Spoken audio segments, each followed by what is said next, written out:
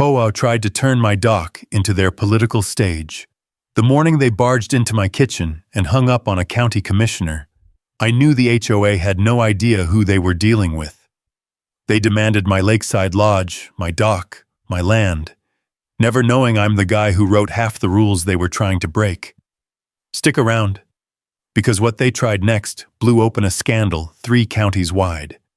And if you love seeing HOA bullies get humbled by the law, go on and subscribe. I've got plenty more coming. The morning had started the way most good ones do on Loon Feather Lake, quiet enough to hear the wind brushing through the pines, steady enough to smell the cold mineral breath rolling off the water.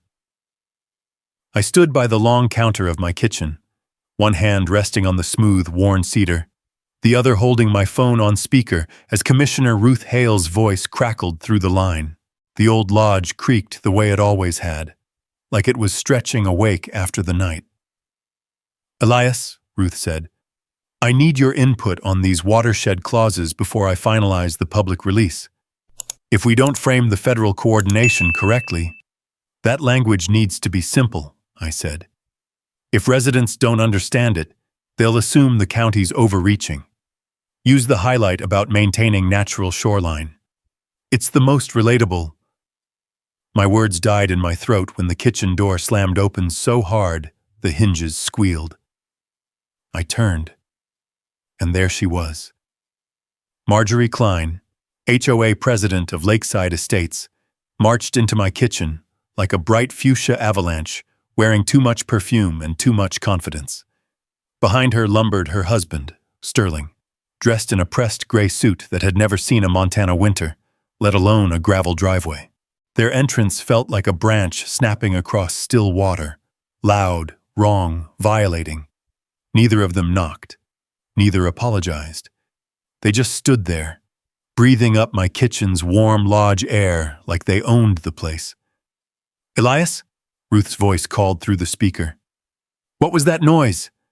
Before I could answer, Marjorie reached across my counter and hung up my call with the commissioner, her acrylic nail clicking against the screen with the smug finality of a judge's gavel.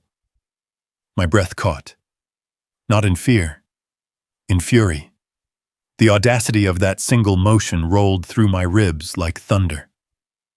"Good," Marjorie said, straightening. "We need your full attention." I stared at her hand, still hovering above my phone as if she hadn't just ended a government call from inside my own home. Sterling gave the place a slow once-over. Cedar beams, stone fireplace, panoramic windows facing the lake, as if appraising what it'd be worth chopped up and resold. "What do you think you're doing?" I asked, keeping my voice steady, though heat clawed its way up my spine. "We're here on official HOA business," Marjorie replied, smoothing her jacket as if a wrinkle offended her more than trespassing. "Your lodge has been selected to serve as the new Community Event Operations Center." Sterling spoke up, tone slick as wet stone. "It's for the greater good, Elias. Lakeside Estates needs a proper venue for high-value gatherings. Your property has potential." I stepped forward slowly, like approaching a wild animal you're not sure is rabid or just stupid. "You walked into my kitchen. You hung up on an active call with the county commissioner. And now you're telling me my home is being, what, repurposed?" Marjorie lifted a leather folio stuffed with official-looking papers. "The HOA board passed an emergency ordinance authorizing community use of underutilized waterfront assets, effective immediately. We're notifying you of your obligations." "Obligations?" I echoed. She nodded. "Yes. Your lodge will host HOA events, political gatherings, and community meetings as needed. You'll have 72 hours to comply with staging requirements. Sterling's already planning the rollout." Sterling smiled like he was rehearsing for a campaign ad. "Think of it as your contribution to the community, Elias." The kitchen window behind them framed the lake, still, glass clear, reflecting the line of snow-capped peaks beyond. I'd spent years restoring this lodge after inheriting it from my great-uncle. 12 acres of untouched shoreline. Timber. I cut myself. A dock built with the same design principles I used in my engineering days. my sanctuary.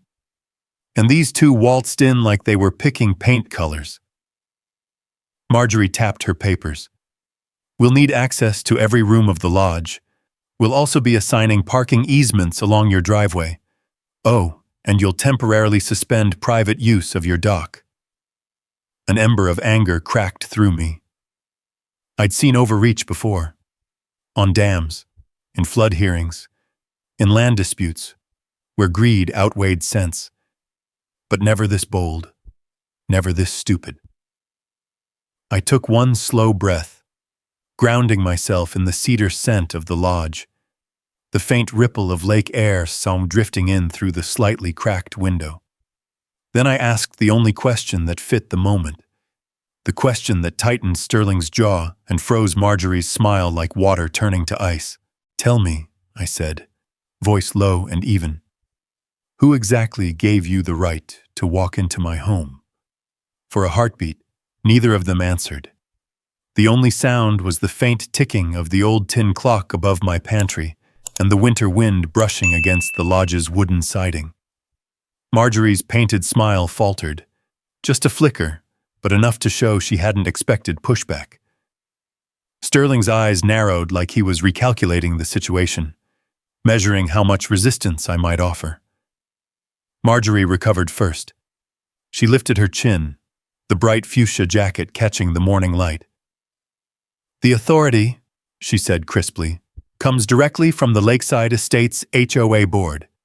As president, I am empowered to, No, I cut in just as steady. That's not what I asked. Sterling stepped forward, the soles of his Italian shoes clicking unnaturally against my hand-scraped wooden floors. Elias, we're trying to be reasonable. The board passed an emergency ordinance. All we're doing is enforcing it, nothing more.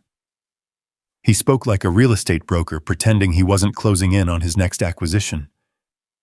It's legal, it's binding, and frankly, it's overdue.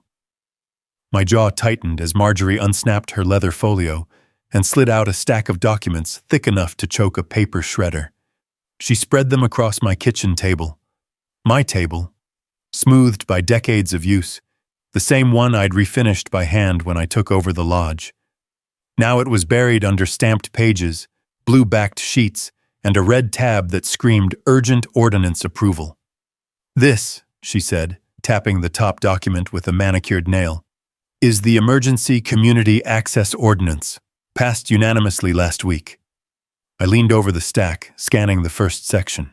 The paper had the right seals, the right font, even the right legal phrasing. But it was too perfect, too polished. And the language, phrases about shoreline utility assessment, emergency communal staging needs, and underutilized waterfront resources, was pulled almost word for word from the watershed guidelines I'd helped draft years ago for the State Environmental Committee. Only someone with access to those internal notes could have written this. Sterling folded his arms smugly as he watched me read. As you can see, your property meets all necessary criteria for temporary community commandeering during periods of organizational need. I lifted the top page. Something didn't sit right. The signatures at the bottom, a jumble of names from board members I'd met once or twice in passing, were too uniform. Same pen pressure, same slant, same ink density. Forged. Marjorie, mistaking my silence for submission, continued. Per Section 4B, you will be required to open your lodge for community events with 48 hours notice. Section 6A allows for temporary reassignment of dock rights. And Section 7 permits us to conduct an immediate inspection of all interior rooms to ensure suitability for high-value gatherings. The wind pushed against the windows, rattling the glass in its frames.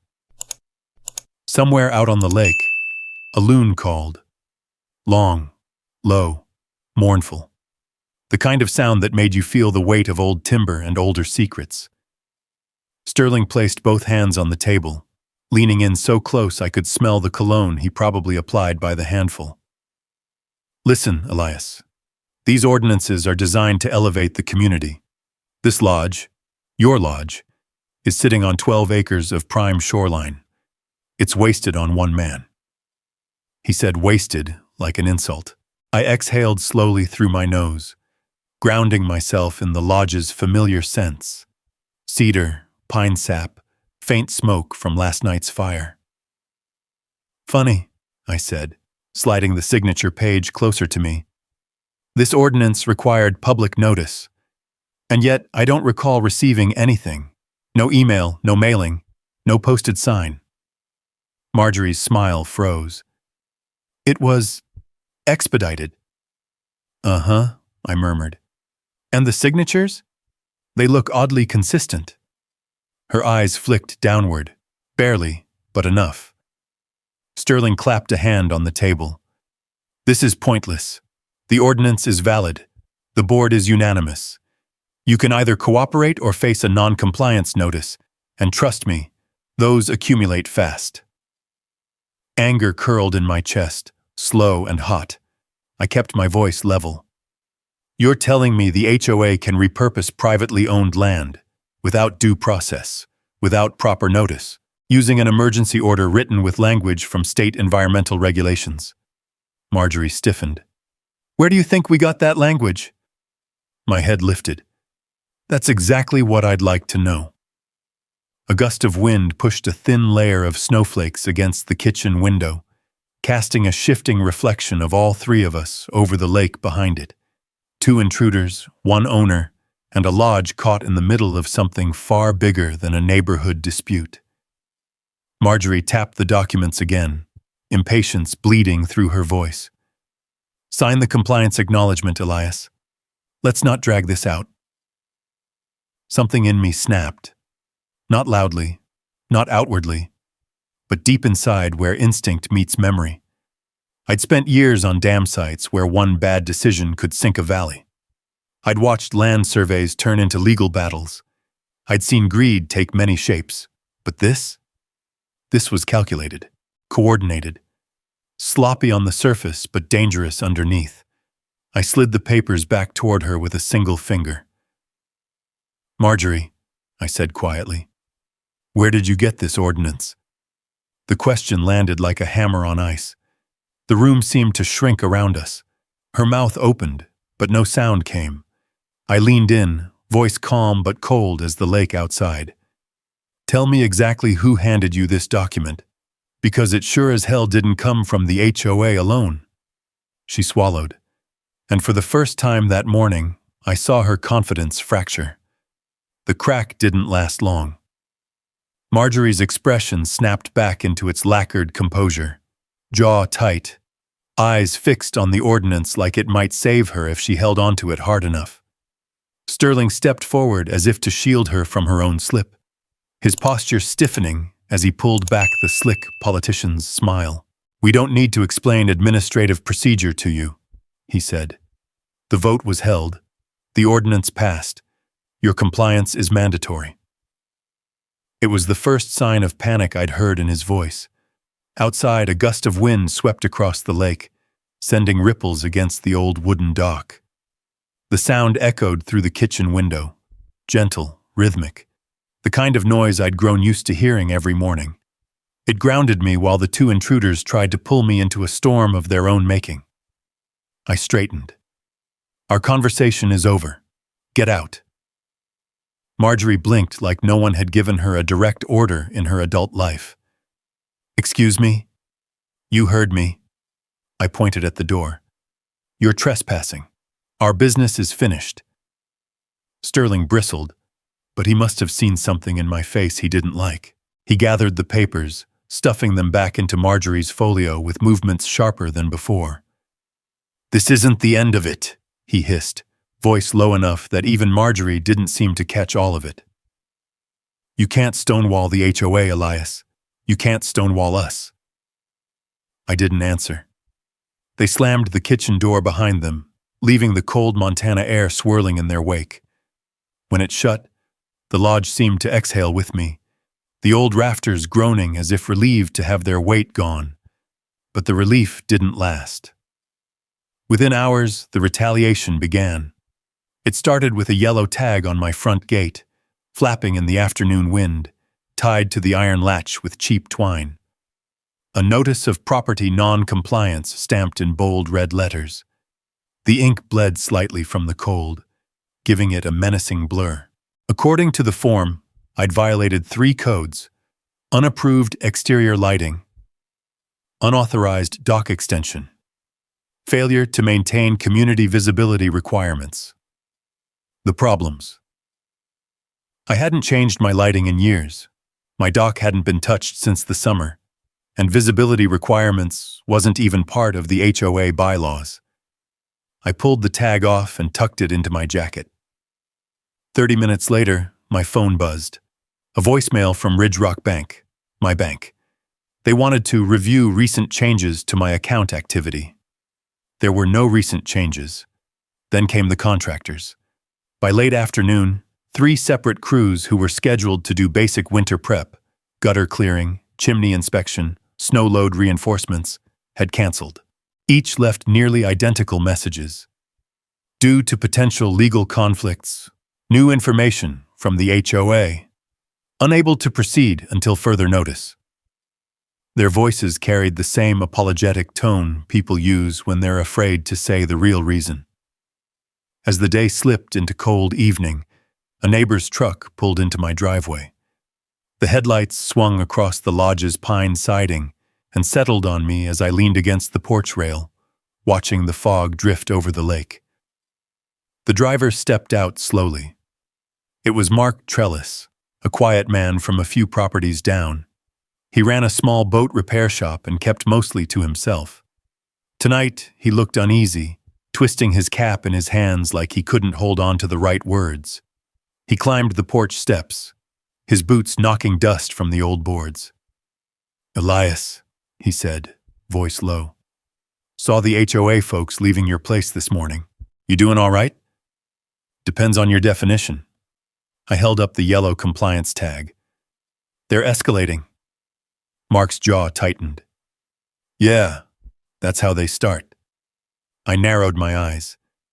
"You sound like you've seen this before." A heavy silence settled between us. The lake lapped against the shore, soft, steady, like it was trying to push us toward the truth. Finally, Mark sighed and reached into the back seat of his truck, pulling out a folder so worn the edges had curled.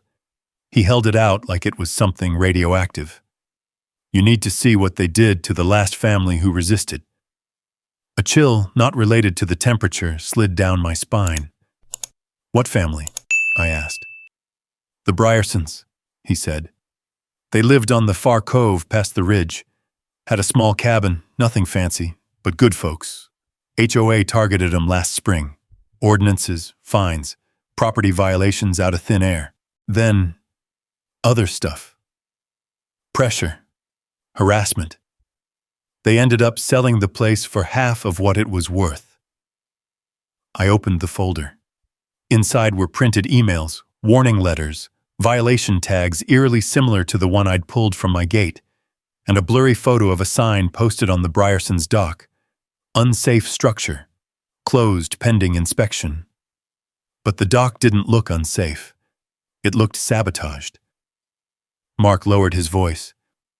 "Kleins were behind every step of it. They got the property, sold it to a development company 2 months later." The wind picked up, rustling the pines around us. The sky had turned a heavy slate color, mirroring the lake swallowing the last streaks of daylight. I felt the weight of Mark's words press into the cold air. "What happened to the Bryersons after they sold?" I asked. "They left," Mark said quietly. "Moved out of state. Told me it wasn't worth the fight." He paused. "But you're not them, are you, Elias?" I shook my head slowly. No, I'm not." Mark put a hand on my shoulder, a rare show of solidarity from a man who usually kept to himself. "Just be careful. Folks around here are scared of the HOA, but the Kleins, they're something else." He stepped off the porch and walked back toward his truck. The engine rumbled to life, the headlights cutting through the fog as he backed down my driveway. Before he closed the door, he called out through the open window, If they're coming after you, it's 'cause they think you can't fight 'em. Prove 'em wrong." His taillights disappeared into the dark.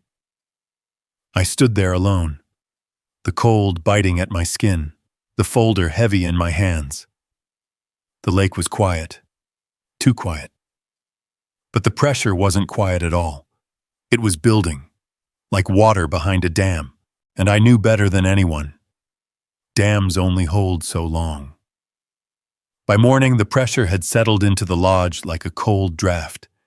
I barely slept, kept awake by the steady lap of lake water under the dock and the soft groaning of timber beams warming with the sunrise. A thin frost clung to the grass outside, each blade glittering in the dawn light like tiny shards of glass.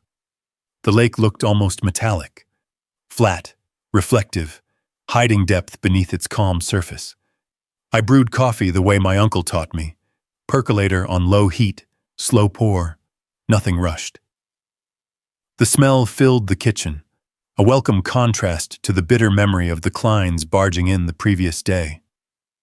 I stood there, mug warming my hands, staring out at the water, when I heard the crunch of tires on the gravel driveway. A boxy old Suburban rolled up the hill, paint faded, bumper covered in stickers from national parks. The engine cut off with a shudder. After a moment, the driver's side door opened, and Dr. Sylvie Hartland stepped out, bundled in a thick wool coat, her silver hair pulled back in a low, practical ponytail. She wasn't HOA. She wasn't trouble. But she carried a look that told me she hadn't come for coffee. "Morning, Elias," she called, her breath visible in the cold air. "Morning, Doc," I answered, stepping onto the porch.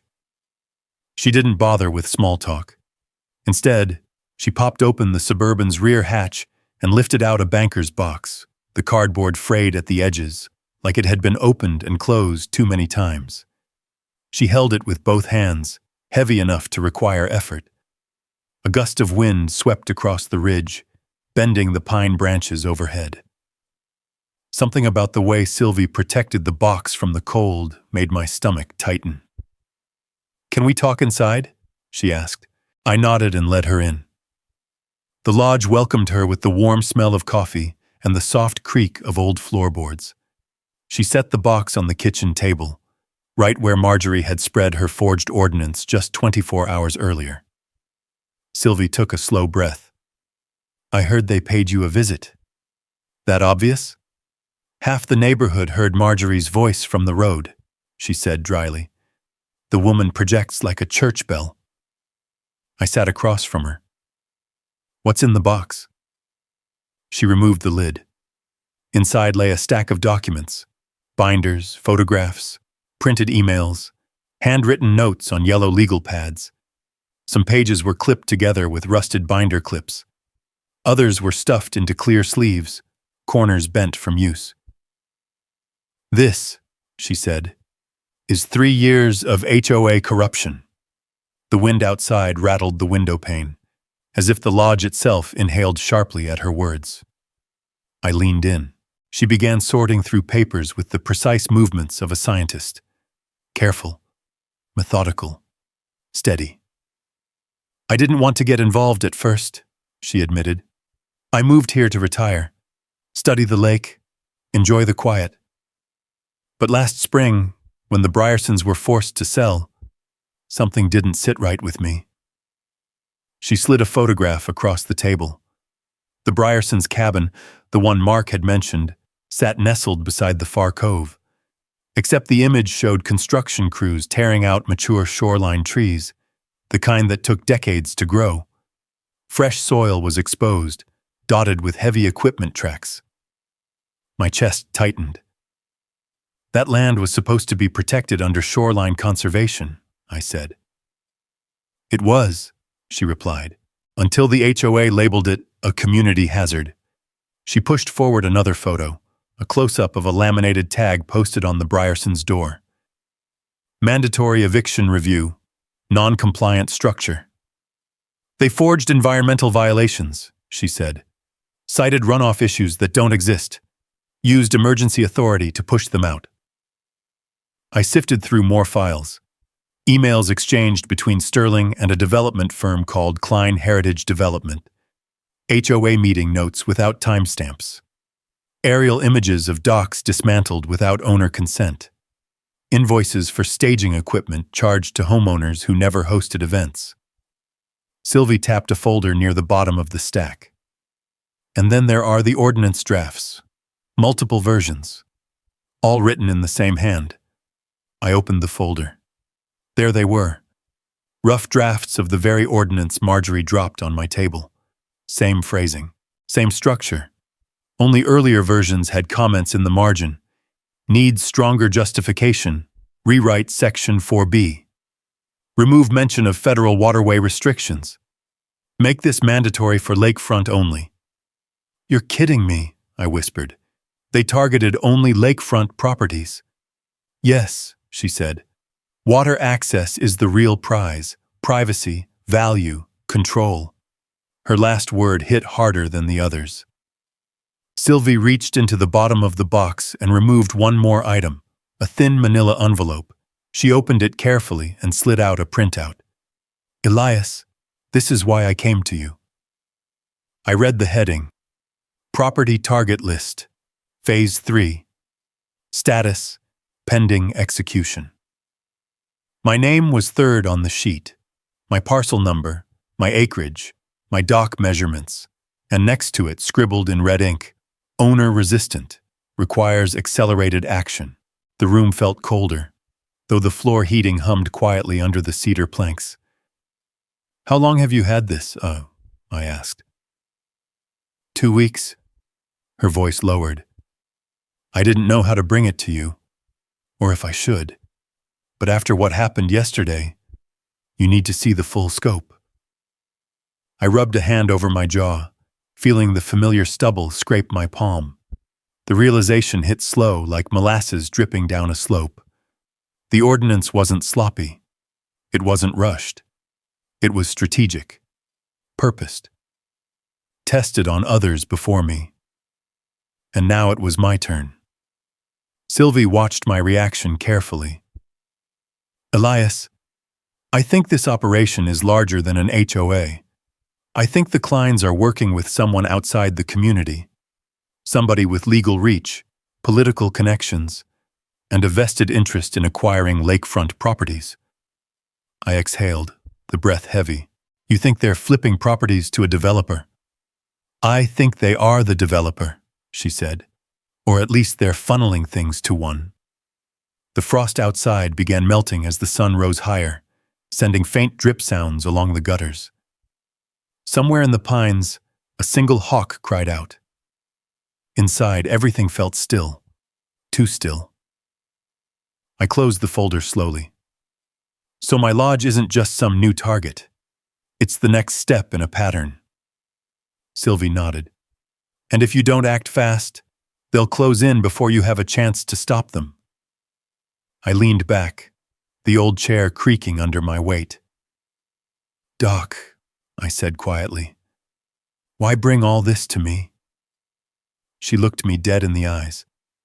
Because the Kleins messed with the wrong man, and because someone finally needs to fight back.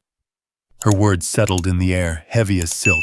I stood, walked to the window overlooking the lake, and watched the early sun stretch across the water like a ribbon of fire. The lodge was quiet, the lake peaceful, but below that calm surface, currents were shifting. Sylvie's voice came from behind me. Elias, what are you going to do? I didn't turn around. Prepare. Prepare for what? For whatever they try next. The wind picked up, brushing against the window frame, carrying the faint scent of pine resin and cold lake water. The kind of smell that always warned me a storm was on its way. And storms, once they start, don't stop until they've ripped through everything in their path. The next morning arrived gray and heavy, clouds stacked low over the mountains like wet wool blankets. I woke early, uneasy, the kind of restless feeling I used to get on dam sites before a major safety audit, something in the air humming wrong. The lodge was quiet, except for the ticking of the stove cooling from the night's fire. Even the lake seemed to hold its breath. I had just poured myself a mug of coffee when I heard it. The crunch of multiple tires on my gravel drive. Not one vehicle. Not two. A convoy. I stepped onto the porch. 3 vehicles rolled to a stop. A black SUV with HOA plates. A county inspector's truck. And a tan sedan with tinted windows, too clean for the dirt roads around here. The SUV door opened first. Marjorie Klein emerged in a new fuchsia blazer, hair pinned so tight it looked painful. She held a clipboard like a weapon. Sterling climbed out behind her, wearing confidence he hadn't earned, and a smirk that didn't reach his eyes. The county inspector stepped out of the second truck, mid-50s, nervous, clutching a binder against his chest. He avoided eye contact with me. That was telling. Then a man stepped out of the tan sedan, adjusting his coat with the bored precision of someone who spent more time in courtrooms than on dirt roads. He held a document envelope stamped with a county seal. Marjorie approached my porch like she owned the ground beneath her shoes. "Mr. Crowley," she announced loudly, "we're here for the mandatory inspection required under the Emergency Community Access Ordinance. Please unlock all entrances to the lodge." I took a sip of my coffee, letting the heat steady me. "No." The inspector blinked. Sterling scoffed. Marjorie's face reddened in a way that clashed impressively with her jacket. "You don't have a choice," she snapped. "This inspection is legally authorized." "Show me," I said. The man from the sedan stepped forward and handed me a sealed envelope. "Court order," he said, as if reciting a line he'd practiced. "Signed last night by Judge Brenton Cross, authorizing immediate inspection of the premises for compliance with HOA emergency mandates." I broke the seal and scanned the first page. It looked official, signatures, seals, legal jargon, but something didn't line up. The ordinance references were dated weeks before the emergency session, and the inspection justification cited environmental concerns that didn't exist on my property. Not to mention Judge Cross's signature was too neat, too perfect, like it had been lifted from a template. "You get a judge to sign this at 9 o'clock at night?" I asked. "The judge understands the urgency," Sterling said smoothly. I raised an eyebrow. "Or he understands something else."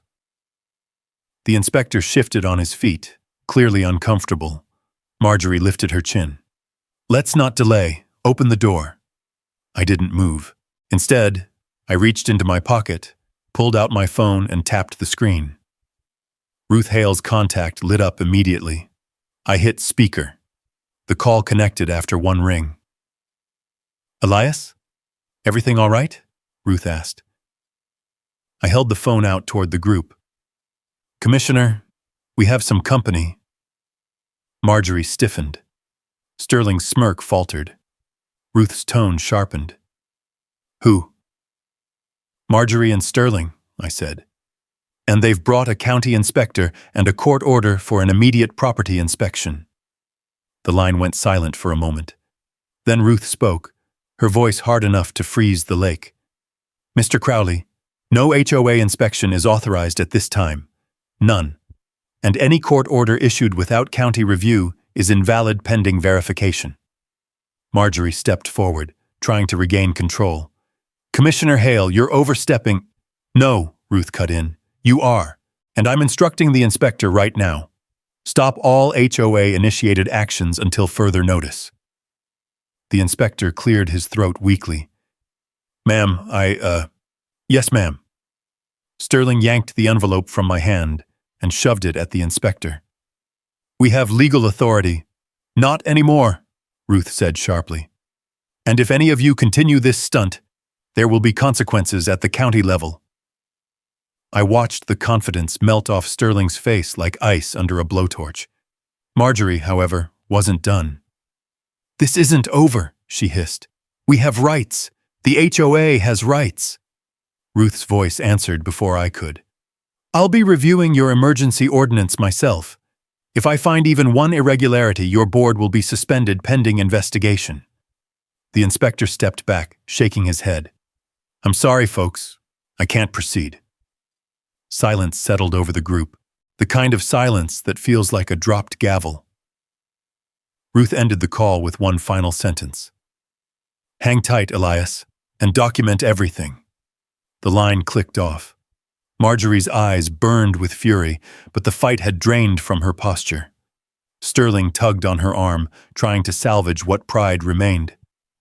"We'll be back," Marjorie spat. "Not without proper authority," I replied calmly. Their convoy backed down the drive, tires spitting gravel. The inspector was the last to leave. He gave me a small, apologetic nod before rolling away. I stood there on the porch, coffee cooling in my mug, dew collecting on the wooden rail, pine needles shaking in the rising wind. For the moment, the storm had passed. But storms never end with the first strike. And something told me the Kleins weren't retreating. They were regrouping. The convoy's taillights had barely disappeared around the bend when the lodge settled into a strange, brittle quiet, like the air after a lightning strike but before the thunder reaches you. I stood there on the porch, letting the cold drift across my skin while the lake murmured softly below. A gray morning light pushed through the trees, flattening the colors of the shoreline until they looked like old photographs. I finished my coffee in silence, then went inside to grab a notepad. If Ruth wanted documentation, she'd get it. I'd worked too many dam audits and compliance reviews to take sloppy notes. Every name, time, and detail went down. Marjorie's tone, Sterling's legal envelope, the inspector's hesitation, the seal on the supposed court order, even the model of the sedan. Facts mattered. Facts saved people. Facts built cases that couldn't be shaken by intimidation or theatrics. By noon, the wind had shifted sharply, blowing colder from the north. Clouds stacked over the western ridge, casting long shadows across the lake. I was writing at the kitchen table when my phone buzzed again. "Commissioner Ruth Hale." I answered immediately. "Elias," she said without preamble, "I've reviewed the ordinance draft Marjorie submitted last night. It's invalid." I leaned back slowly. "How bad is it?" "Bad enough to get someone disbarred if they were foolish enough to draft it," she said. "It violates state notice requirements, bypasses environmental review, and contains language lifted directly from restricted planning documents. Someone fed them this. Someone with access." A cold knot tightened at the base of my spine. Exactly the suspicion Sylvie had raised. "Can you halt all HOA enforcement?" I asked. "Already done," she replied. "I've also notified the county legal team. They're starting an internal review. If the Kleins try anything else, record it. We're building a file." I exhaled slowly. "They'll try something. You know that." Ruth's voice softened. "I do. But you're not standing alone in this, Elias. Stand firm. We'll handle the legal side." The call ended with her assuring me she'd be in touch within 24 hours. I set the phone down and stared at the kitchen wall for a long moment, listening to the stove hum and the lake water tapping softly against the pilings. The lodge had always been a place of peace, thick logs soaked with history, window glass rippling faintly with age, the smell of smoke and pine needles embedded in every corner. But now it felt like the front line of a conflict I hadn't asked for. A knock at the door broke the quiet. I opened it to find Sheriff Wyatt Moreno standing on the porch. A big man with a quiet stride, Wyatt carried himself like someone used to breaking up bar fights and bad news without raising his voice. His cruiser idled at the base of the hill, headlights dimmed in the gray afternoon. "Morning, Elias," he said, adjusting his hat. "Sheriff, let me guess. You heard?" "Whole county heard," he muttered. "Word travels when the HOA tries to bulldoze a man's house before breakfast." He stepped inside, removing his hat and brushing a bit of frost from the brim. I poured him a cup of coffee without asking. We'd known each other long enough. Wyatt leaned against the counter, cup warming his hands. You all right? For now, I said. But they're not stopping. You can feel it. He nodded. Yeah. Folks like the Kleins don't like being told no. They especially don't like being embarrassed. He reached into his jacket and handed me a printout. A complaint file. Came across this morning. It's from 3 months ago. Family out near Pine Hollow reported harassment and forced inspection attempts. Guess who signed the inspection requests? I scanned it. Marjorie. Sterling. 2 other HOA board members I barely recognized. Same pattern, Wyatt said. Same urgency, same language, and all targeting lakefront parcels. I set the paper down. Sylvie told me the same thing. Wyatt lifted a brow. Doc Hartland? She's good people. Sharp as a tack. If she's involved, things must be serious. They are. We stood there for a moment, the hum of the heater the only sound between us. Wyatt took a slow sip of coffee. Look, Elias, you've always kept to yourself. Folks respect that. But this is different. HOA's pushing something bigger than community rules. They're looking for leverage, land, influence. Control, I added. Yeah, he murmured. That too. He set the cup down gently. I'm telling you this as a friend. Stay alert. Document every move they make. They're screwing around with legal processes they don't understand. That's dangerous, for them and everyone caught in their wake. He headed for the door, pausing with his hand on the latch. And Elias? Don't let him scare you. Folks around here may be quiet, but they aren't blind. A lot of people are watching this. The door shut softly behind him, leaving the lodge in its familiar hush. I spent the rest of the afternoon compiling more notes, copying files from Sylvie's box, photographing the forged ordinance pages, outlining a timeline of HOA actions. Outside, the wind picked up, driving small ripples across the lake. A twig scratched along the siding. Somewhere down the drive, a raven cawed, its voice bouncing through the pines like a warning. Near dusk, just as the sky took on that bruised purple color over the mountains, my phone buzzed again. A text from Ruth Hale. Prepare yourself. They're not backing off, and they know now you're pushing back. I stared at the screen, jaw tight, pulse steady. The Kleins weren't done. They were circling for another strike. And this time, they wouldn't come with forged paperwork or thin threats. They'd come louder, faster, more desperate. But as the shadows thickened across the lake and the last light faded from the water, I felt something shift inside me. Slow, heavy, inevitable. I wasn't backing down either. Night settled over Loon Feather Lake like a wool blanket. Thick, insulating, muffling sound in a way that made you hear your own heartbeat. I stood on the back deck long after Wyatt drove off, listening to the lodge creak as the temperature dropped. Snow threatened in the air, the kind that arrives quiet and heavy before you even notice the first flake. The lake was so still it looked like obsidian, and in that reflection, I saw something I hadn't acknowledged in years. I was done being passive. I went inside, lit the lamp on my desk, and pulled out a cedar box tucked beneath a stack of old survey maps. I hadn't opened it since moving into the lodge. The hinges squeaked softly as I lifted the lid. Inside were documents, my old planning credentials, environmental compliance authorizations, access ID badges from a dozen state projects, and the one card I'd hoped I'd never have to use again. County Strategic Policy Advisor, Tier 2. Access Office of Commissioner Ruth Hale.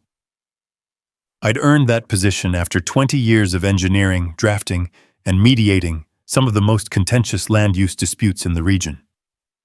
I stepped away last year to restore the lodge, thinking I'd left the bureaucratic battles behind. But some fights don't wait for you to volunteer. They come knocking, sometimes barging, into your kitchen wearing a fuchsia blazer. My phone buzzed. A text from Sylvie. They won't stop, Elias. Not until you force them to. Ready when you are. Another from Wyatt. If they try anything tonight, call me. I'll be nearby. And then one from Ruth. Call me as soon as you can. Something new came in. I dialed her immediately. She answered on the first ring. Elias, I'm glad you called. I didn't want to text the details. What's happened? County records show multiple ordinance drafts submitted from the same device, she said. A device registered not to the HOA, not to a board member, but to the municipal planning office. Ice slid down my spine. They have someone inside planning? Yes, she said quietly. Someone with access to protected draft models, parcel risk classifications, and shoreline exceptions. That's how they wrote the ordinance, I murmured. They copied restricted content. And targeted you, she added. And others. We traced revisions. Your parcel was highlighted twice last month. I gripped the phone tighter. You said earlier you were initiating an internal review. I am, Ruth replied. But Elias, this runs deeper than we thought. This is political. The Kleins aren't just abusing HOA authority. They're running a coordinated acquisition scheme. Exactly what Sylvie suspected. Ruth exhaled sharply. I need you to listen now, not as a property owner, but as my former policy advisor. Are you listening in that capacity? I straightened instinctively. I am. We're building a case, but it needs airtight documentation, full chain of events, recorded interactions. You are the connection point between the ordinance, the misuse of planning documents, and the attempted inspection. So what's the role you need me to play? The role you've always been good at, she said. The one where you stay calm while a storm builds around you, and you gather every piece of evidence until there's nowhere left for them to run. I nodded slowly, feeling the old part of me awaken, the part that once mediated multi-million-dollar land conflicts. Understood. Good, she said. Because Sterling just scheduled a press conference. I froze. Where? On your dock, she said. Tomorrow morning. A beat of silence stretched between us. My dock? I repeated. They're planning to announce their community enhancement initiative from your shoreline, she said. They already invited local media. They're framing you as an obstructionist to regional progress. They don't have permission, I said. They don't care, she answered. They think you won't push back. They think you're just a lodge owner. Wind rattled the window panes, a branch scraping along the siding like fingernails on old wood. Ruth, I said, voice steady now. They don't know who they're dealing with. No, she said softly. They don't. They think you left the political world behind. I stared down at the advisor badge in my hand, the metal catching the lamplight like a spark. I never left, I murmured. I just took a step back. Then step forward again, she said. Because tomorrow is when we turn the tide. We hung up. I set the badge on the desk and pulled out a notebook, drawing a new list. Record all activity. Secure the property perimeter. Cross-reference ordinance drafts with county archives. Prepare for the press conference. Contact legal counsel. Coordinate with Ruth and County Environmental Protection Office. The lodge felt different now, less like a refuge and more like command headquarters. The soft glow of lamplight stretched across the cedar walls, pooling in the corners like waiting shadows. Outside, the lake was a pane of black glass under a moonless sky. A soft tapping sounded at the back door. I tensed for a moment, but when I opened it, Sylvie stood there bundled in her coat, holding a thermos and a worried expression. Did you hear? She asked. About the press conference? Yeah. You ready for this? I looked past her toward the lake, imagining the cameras, the Kleins, the forced smiles, the lies. Then I imagined something else. Truth cutting through their performance like sunlight through fog. I'm ready, I said. Sylvie nodded, stepping inside and closing the door behind her. Then we'd better prepare, because the Kleins, they're planning a spectacle. So are we, I replied. And ours, she said, will be the one that ends them. We worked late into the night, cross-referencing documents, photographing everything in the banker's box, drafting statements for county review. The heater hummed, casting warmth into the cold night air. The storm clouds outside gathered thicker, swirling over the lake like dark ink. Around midnight, Sylvie paused, hand resting on one particular file. You know, she said softly, they really don't know who you are, Elias. I closed the lid of the box gently. They will tomorrow. And as the wind swept hard against the lodge, rattling the eaves with the promise of a coming storm, I realized something simple but powerful. The Kleins weren't the only ones regrouping. So was I. By dawn, the storm that had hovered all night finally broke. Thin flurries drifting down like drifting ash, settling on the pine branches, gathering along the edges of the dock. The lake was still, a perfect sheet of silver beneath a sky the color of old tin. I stood on the back porch with a thermos of coffee, watching the false calm stretch across the water.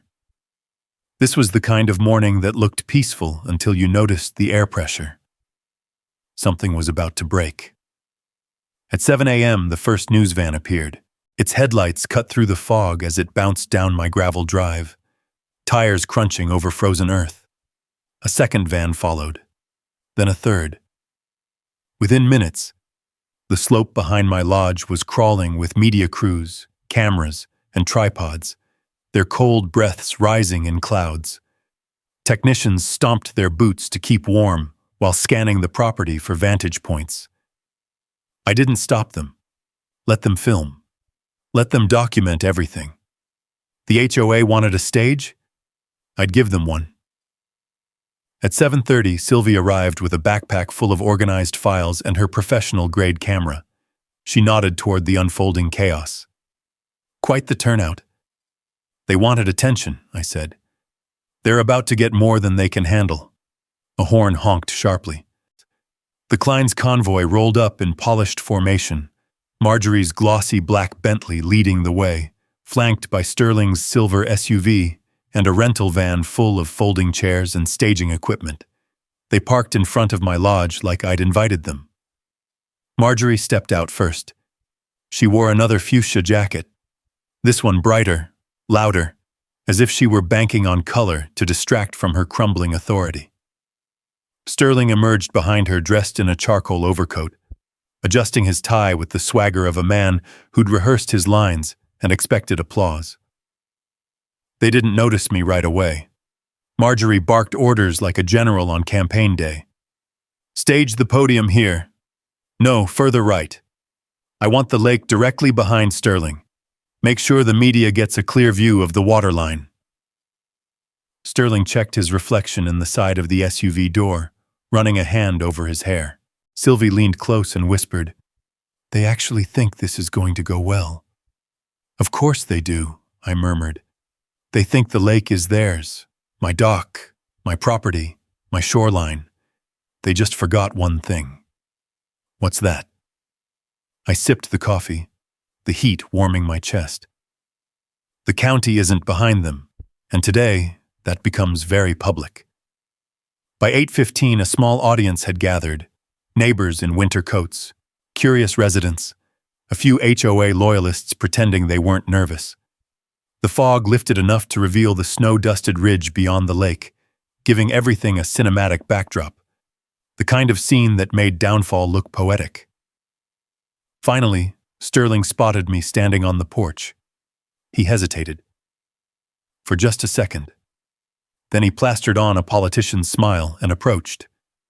Elias, he said warmly, an actor greeting a fellow cast member. Glad you're here. We're about to present our vision for the community, an initiative that will benefit every resident on this lake. I nodded slowly. On my dock? He laughed, brushing imaginary dust from his sleeve. This property is a centerpiece of our community's future. You'll understand once you hear the speech. I already do, I said quietly. Sterling frowned slightly, just enough to crack the veneer, before turning away to greet a cluster of reporters. At 9 a.m. sharp, he stepped onto my dock. Camera lights flicked on, tripods adjusted, microphones raised. The wind pushed a faint ripple across the lake, a subtle shiver against the perfect reflection of the clouds. Sterling took his place behind the portable podium, his posture grand and theatrical. Behind him, the lake glowed pale blue. "Good morning," he boomed. "Thank you for joining us to witness the beginning of a new chapter for Loon Feather Lake." I stayed where I was, leaning against the porch railing as Sylvie documented everything. "Our community," Sterling continued, "has suffered from stagnation and underutilization of public access resources. This lodge, this beautiful 12-acre shoreline, represents an opportunity for revitalization." The audacity washed over the crowd like a cold wind. A few neighbors exchanged glances. One shook her head. Sterling pressed on, fervor rising. "With the Emergency Community Access Ordinance, legally approved last week, we can transform this area into a thriving hub for events, fundraisers, and gatherings. This is progress, my friends. Economic growth, property value increase, community elevation." A reporter raised a hand. "Mr. Klein, is it true the property owner did not agree to this?" Sterling laughed lightly. "Miscommunication. Mr. Crowley misunderstands our intentions." Another reporter chimed in. "And is it also true that the county has halted HOA enforcement pending legal review?" This time Sterling stumbled. Before he could recover, a murmur moved through the crowd. A cameraman pointed to the road. Heads turned. A new convoy approached. Not media, not HOA. County vehicles. 2 dark blue SUVs with the county seal. A sedan with state environmental tags. And behind them, an electric blue hybrid I recognized instantly. Commissioner Ruth Hale. The reporters swarmed like birds shifting direction. Cameras swung toward the drive. Sterling's face drained of color as Ruth stepped out, bundled in a navy coat, with a stack of documents under her arm. She didn't look at Sterling. She walked straight toward the cluster of reporters. "Good morning," Ruth said calmly. "I'm here to provide official clarification on behalf of the county." Sterling rushed forward. "Commissioner Hale, this is—" She raised a hand. "Mr. Klein, I will speak first." Silence blanketed the lake. Her tone sharpened just enough to slice through the cold air. "The ordinance you referenced is invalid. It was not filed properly. It violated notice requirements, and it utilized language stolen from restricted planning documents." The crowd gasped. Cameras zoomed in. Sterling froze mid-breath. Ruth continued, voice steady as the lake in summer. "Furthermore, the attempt to seize Mr. Crowley's property for HOA use is unlawful. Effective immediately, all HOA enforcement actions related to this lodge are suspended pending investigation." Marjorie's face twisted, hands shaking. "Finally," Ruth said, flipping a document for the cameras, "the county is launching a formal review into potential misuse of municipal resources connected to this ordinance. Any individual involved will be held accountable." The wind picked up again, cold and sharp. Snowflakes drifted across the lake. The silence was heavy enough to feel in the bones. Sterling's voice broke through at last, thin and wavering. This is a misunderstanding. Our initiative is supported by—" Ruth turned to face him fully. "No, Mr. Klein, it is not." Behind her, a state environmental officer stepped forward. "Sir," he said, "we need to ask you a few questions regarding shoreline activity and ordinance drafts linked to your HOA office." Sterling swallowed hard. Marjorie took a step back. The cameras caught every second. On my porch, Sylvie lowered her camera slowly. "This isn't a setback for them," she murmured. "This is collapse." I watched as the wind stirred the lake, sending the first gentle ripples beneath the dock. "They wanted center stage," I said quietly. They're standing on it. And the next act had only just begun. A strange, brittle quiet settled over the lakeshore, one of those silences that doesn't feel peaceful at all, but charged, like the sky before a lightning strike. Reporters whispered to each other, crews adjusted their mics, and neighbors lingered at the edge of the property as if afraid to blink. Even the lake went still, holding the reflection of the ridge as sharply as a blade. Sterling stood frozen on my dock, the wind tugging at the edges of his overcoat. His eyes darted between the cameras, the county officials, and the state officer now approaching him with a folder tucked under one arm. "Mr.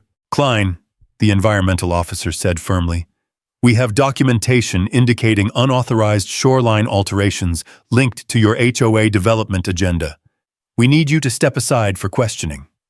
Marjorie lunged forward like a mother hen protecting a chick twice her size. "This is outrageous! Sterling is trying to serve this community and you—" Ruth Hale cut her off with a single raised hand. "Mrs. Klein, the evidence speaks for itself." The cameras swiveled toward Ruth as she addressed the crowd with a calm, unwavering voice. "Residents of Loon Feather Lake, I need to be clear. The ordinance the HOA attempted to enforce was fraudulent, illegal, fabricated using restricted county and state materials. Our internal review shows multiple planning references that were never authorized for public release." A rustle of shock swept through the onlookers. Marjorie's face blanched. "Those documents were given to us by—" Sterling seized her wrist. "Don't say a word." But it was already too late. A reporter called out, "Mrs. Klein? Who provided the ordinance material? Was it someone inside planning? Someone supporting your husband's political goals?" Marjorie's lips parted, panic flickering across her features. Sterling hissed under his breath, "Marjorie, stop!" Ruth stepped forward again, flipping open a folder. "We also discovered 3 lakefront properties previously acquired through questionable emergency ordinances. Properties traced directly to Klein Heritage Development, your husband's company. These acquisitions occurred after similar intimidation tactics. The pattern is undeniable." The crowd murmured louder now, anger rising like heat from asphalt. But the real crack, the one that split the Klein's armor clean open, came next. A state environmental investigator stepped up and clicked on a tablet, projecting a map onto a portable screen. The lake, the parcels, and the suspicious transfers. "Mr. Crowley's property," he said, tapping the screen, "was next." Reporters gasped. Neighbors muttered curses beneath their breath. A few shook their heads in disgust. I stayed leaned against the porch railing, watching without speaking. This wasn't my moment. It didn't need to be. I'd done my part. Documentation, patience, pressure. Now the system was catching up. Sterling tried to regain control, lifting his hands as though calming a child's tantrum. "Look, everyone, this is a misunderstanding. Our goal is community growth, property value improvement, shared resources." A reporter cut him off. "Did you forge the ordinance signatures?" What? No, of course not." "Did you or did you not hold HOA sessions without notifying affected property owners?" That's an administrative oversight." "Is it true you were planning to convert Mr. Crowley's lodge into a political event venue for donor gatherings?" His silence answered for him. Camera shutters clicked like popping ice. Then the twist hit. A dark, unmarked SUV rolled down the road and stopped beside Ruth's convoy. Doors opened. 2 individuals stepped out wearing federal jackets, navy blue, clean, unmistakable. Federal Environmental Enforcement Interagency Authority. One of them approached Sterling. "Mr. Klein," the agent said, voice steady, "we're placing you under federal hold pending investigation into ordinance fraud, attempted misuse of protected waterway resources, and coordinated land acquisition under false authority." Sterling stumbled backward. You can't be serious. This is a county issue." "No, sir," the agent said, snapping a binder open. "Your ordinance language references federal land use clauses. That makes it our issue." The crowd erupted, Cameras rolling, reporters nearly climbing over each other to get closer. Marjorie grabbed Sterling's arm. "Say something! Stop them!" He tried. He failed. As two agents took him gently but firmly by the arms, he began sputtering. "I have influence. I have allies. You can't just take me like this." But his voice cracked into something like desperation. Marjorie shoved through the crowd, only to be intercepted by the second agent. "Mrs. Klein, you'll need to remain available for questioning. We have reason to believe you participated in ordnance dissemination and forged administrative approvals." Her bright fuchsia jacket suddenly looked like a warning flare. This is political sabotage," she shouted. "A smear campaign. Elias Crowley orchestrated all of this. He set us up." Cameras zoomed in on her. A reporter turned to me. "Mr. Crowley, is that true? Did you orchestrate a political takedown?" I met Marjorie's furious gaze with calm, steady eyes. "I didn't orchestrate anything," I said. "I simply told the truth and let the law do its job." Ruth nodded approvingly beside me. The federal agents escorted Sterling up the dock ramp toward their SUV. The boards creaked under their boots. The lake lay behind them like a silent witness. When Sterling passed by me, he paused just long enough for our eyes to meet. "You think you've won?" he whispered. I leaned forward slightly. "I think justice won." His jaw clenched. Then the agents guided him forward, placing him in the back seat. Marjorie stood trembling on the shoreline as flashing lights reflected in the melting snow around her feet. Neighbors turned away from her. Reporters swarmed. The fragile image she'd built shattered like thin ice. The crowd thinned slowly as the county and state teams gathered evidence, logged statements, and photographed the entire setup. Each click of the camera was another nail in the coffin of the Klein's scheme. By the time the last of the media vans pulled out, the sun had begun dipping behind the ridge, casting a golden wash over the lake. Sylvie approached me quietly. "You realized," she said, "this wasn't just about an HOA anymore." I nodded. "No, it was a network, bigger than they let on." "And you cracked it open?" "Not yet," I said softly. "But today started something." The lake rippled gently in the evening breeze, as if releasing a long-held breath, and for the first time in days, so did I. The lake exhaled with me, its surface shifting from tense stillness to a gentle ripple as the evening breeze brushed across it. The golden light that settled over Loon Feather Lake that night felt heavier than usual, like the water itself had witnessed everything and was now easing into a long-awaited calm. The media vans were gone. The federal convoy had disappeared down the winding road an hour earlier. Even the neighbors had drifted home in quiet clusters, murmuring among themselves as they vanished into the pine shadows. The lodge stood still, solid, timeless, almost relieved. I stepped onto the dock, boots thudding against weathered planks I'd sanded by hand last fall. The air, Omar, smelled of wet cedar, snowmelt, and the faint metallic tang of cold lake water. The sun was sinking fast, throwing long amber streaks across the surface. My reflection stared back at me, older, steadier, carrying a new weight, but also something I hadn't felt in a while. Clarity. Footsteps sounded behind me. Sylvie approached with her coat wrapped tight, her hair catching the last streaks of sunlight. "You did it," she said softly. "We did it," I corrected. She smiled faintly and handed me a binder, one we'd built together over nights of scanning, documenting, connecting dots. "County investigators already sent updates," she said. "The Klein's operation is unraveling fast. They're pulling files, checking emails, freezing accounts."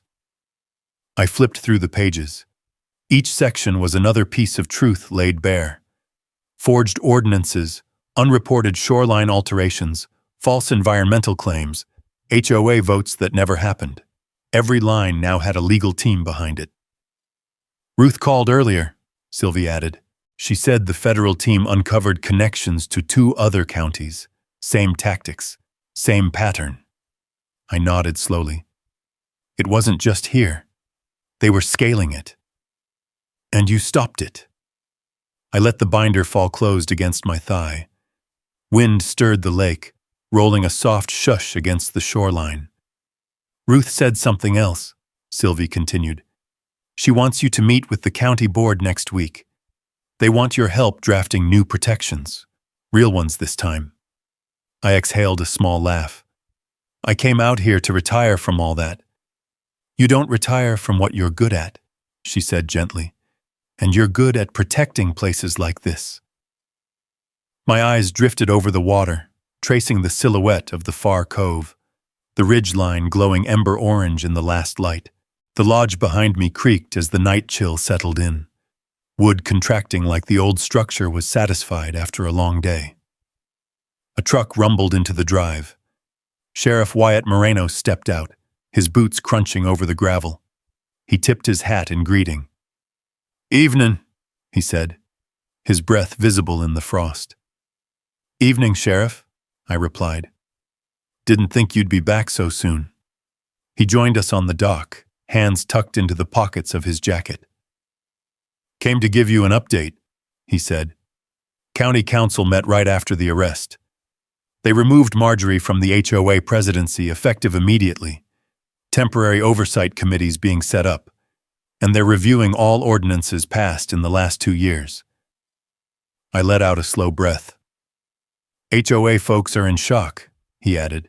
Guess they didn't realize their own leaders were working an angle bigger than they could wrap their heads around. He paused, giving me a knowing look. But a few residents told me they're glad it was you standing up. Said if anyone could do it, it'd be the guy who rebuilt his own dock without asking for help. I chuckled. Stubbornness counts for something. Sure does, Wyatt said. Counted today. He lingered for a moment, watching the water, then touched the brim of his hat. You need anything, Elias? You call. This lake's safer with you here. When he left, the quiet returned, the kind that doesn't feel oppressive, but earned. The dock groaned as I sat down at the edge, letting my boots hang over the water. The lake mirrored the emerging stars, tiny points shimmering like needles on glass. The world felt wide and open again. Free of tension, free of threat, Sylvie settled beside me. For a long while, neither of us spoke. Finally, she broke the silence. What now? I watched a current ripple outward, soft rings expanding across the otherwise still surface. Now? I repeated. Now the lake goes back to being a lake. And you? She asked. I thought about the council meeting, about the lodge restoration, about the conservation potential this land held. I thought about the Bryersons, the other families robbed by the same scheme, and about the duty that still tugged at something inside me, the part that never really left public service. I'm staying, I said, and I'm building something here, something that lasts. Sylvie nodded, as if she'd expected the answer. The distant call of a loon echoed across the water, a low, mournful sound that somehow felt like a blessing. The wind shifted again, carrying the scent of pine needles and cold stone. The lake shimmered beneath the first stars. Behind us, the lodge waited, warm light glowing from the windows, chimney smoke rising in a soft column through the frosty air. A place of refuge, a place of purpose. Sometimes justice arrives in sirens and signatures, sometimes in quiet acknowledgments, sometimes in the relief of knowing the fight is done. Tonight, it arrived in the sound of the lake settling, soft, steady, peaceful. I stood and looked out one last time at the darkening water. Some people think power sits in an HOA office, I murmured. But out here, real power sits in the land, and the law backing it. The lake didn't answer. It didn't have to. It was enough just to listen. If you've ever had to stand your ground for what's right, drop a yes in the comments so I know you're out there. Justice only works when folks refuse to back down. And if you want to stick around for more real land rights stories like this, go ahead and subscribe. I'll keep the fire going for the next one.